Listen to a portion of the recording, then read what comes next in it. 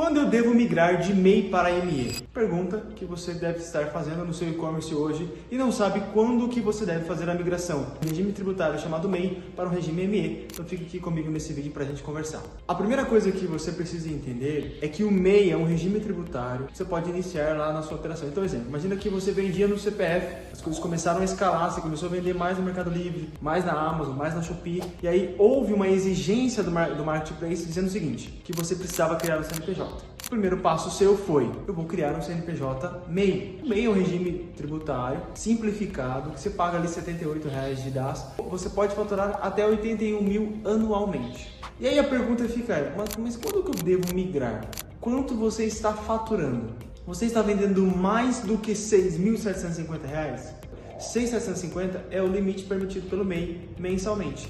Anualmente é os 81. Então você precisa entender se você está ultrapassando o limite. Se eu faturar 10 mil, eu já preciso sair do MEI? Não precisa sair do MEI. Você precisa olhar dois aspectos nesse caso, falando de faturamento. Eu vou te dar um exemplo. Vou pegar dois cenários aqui, ó. O primeiro cenário é uma empresa que tem já mais de um ano de MEI. Ele fatura 20 mil no primeiro mês, 20 mil no segundo mês, 20 mil no terceiro mês. No quarto mês ele fatura mais 20 mil. Ele precisa desenquadrar a empresa?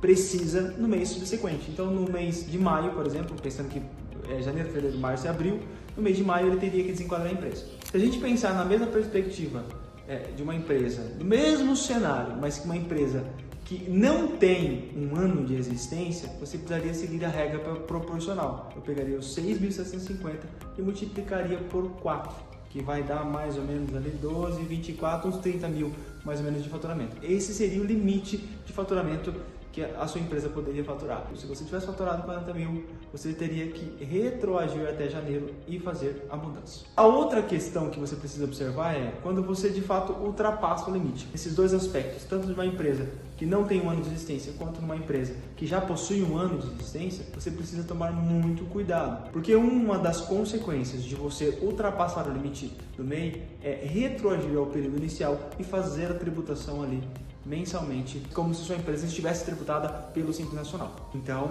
muito cuidado para que você não ultrapasse.